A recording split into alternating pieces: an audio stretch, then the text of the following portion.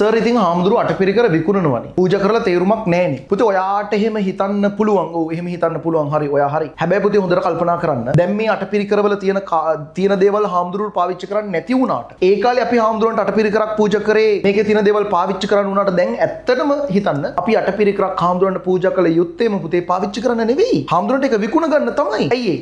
දැන් බල හිතහන් හාමුදුරුවෝ කොහෙරි වඩිනකොට පුතේ වාහනයක් එපෑ. සමහරලාට දැන් මේ තාක්ෂණයේ දියුණුවත් එක්ක ඉතින් මේ ලෝකෙ දියුණු වෙනකොට වාහනයක් එපෑ. ඒතර හාමුදුරුවන්ගේ වාහනේට පුතේ පෙට්‍රල් ෂෙඩ් එකකින් පෙට්‍රල් ටික නිකන් ගහනවද? අපේ හාමුදුරුවෝ එන්න තෙල් ටික ගහලා දෙන්නම් කියලා. වාහනේ කරුණාම හාමුදුරුවන්ගේ වාහනේ ගරාජ් එකකින් නිකන් හදලා දෙනවා. නැත්නම් හාමුදුරුවන්ට නිකන් වාහනයක් දෙනවද? එහෙම නැත්නම් පුතේ හාමුදුරුවන්ට බේත් ටික නිකන් හම්බ වෙනවද? සමහරලාට දානේ හම්බුනේ නැත්නම් හාමුදුරුවන්ට පන්සලේ පොඩි හාමුදුරුවෝ ඉන්නවනම් උයාගෙන කන්න සල්ලි ඕනි පුතේ අද කාලේ. බුද්ධ කාලින වගේ නෙවෙයි මේ කාලේ. ඒතොර මේ කාලේ හාමුදුරුවන්ට සල්ලි ඕනි. ඒතොර සල්ලි හොයාගන්න තමයි හාමුදුරුවන්ට මේ ඇත්තටම අටපිරිකරක් හම්බ වෙන්නේ. නිසා උන්වහන්සේලා අටපිරිකර පූජා කිරීම ගැන ඔයගොල්ලෝ තැවෙන්න එපා. උන්වහන්සේලා එක විකුණගෙන කීයක් හරි හොයාගන්න.